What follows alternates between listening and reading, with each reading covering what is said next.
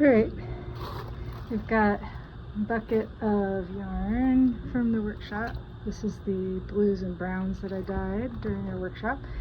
I'm about to unwrap this beautiful short warp that I used. I used a lot of chino to make the colors in this warp.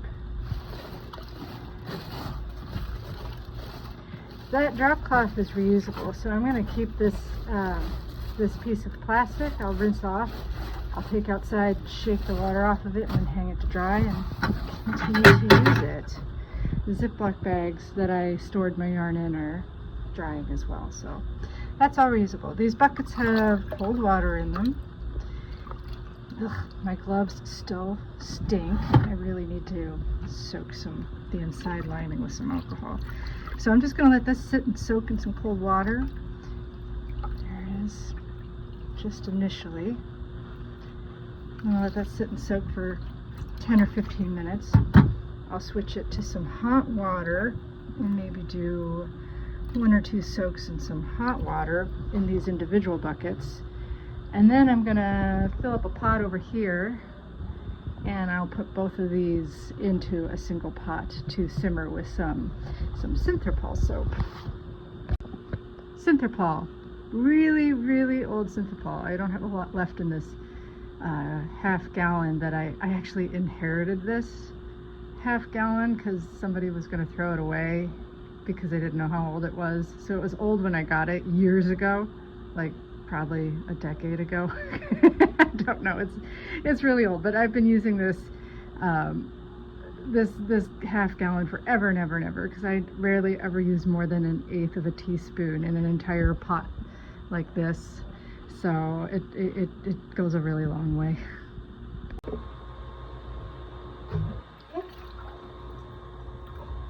So it's been soaking in cold water, and now it's been soaking in hot water. I'll take it, squeeze it out, and put it in simmering water on the stove.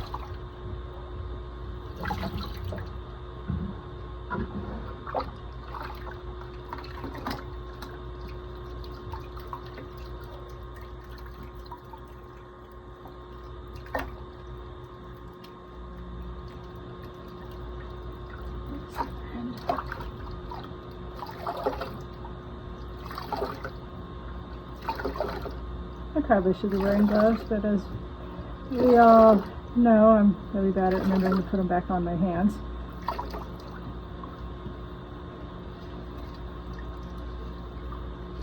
There we go.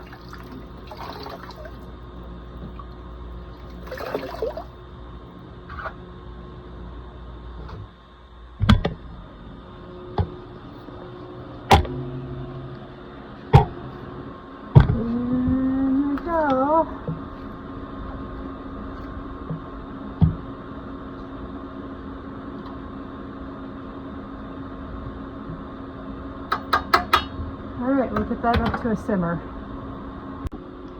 I might also mention that I use induction burners in my studio. They're a little bit safer for me to use because they have a 2-hour time limit, at which if I don't touch it, it'll shut itself off. If it overheats, it'll shut itself off. The element doesn't heat up unless it's in contact with the pot because of the induction it creates between the metal and the elements below.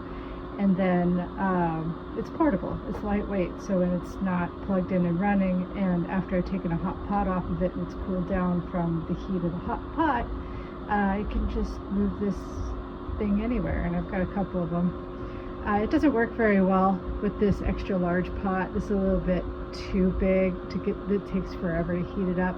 I had a bigger induction burner, but it went out on me, so I'm using this giant pot on this induction burner. It's not very efficient, but it works. Okay, I just turned it off. It's done simmering. As you can see, the water's fairly dark, but the yarn, is still quite bright. So you can put together just about any color in a pot. Once you've rinsed them out separately, you can simmer a bunch of different colors together and they should be fine.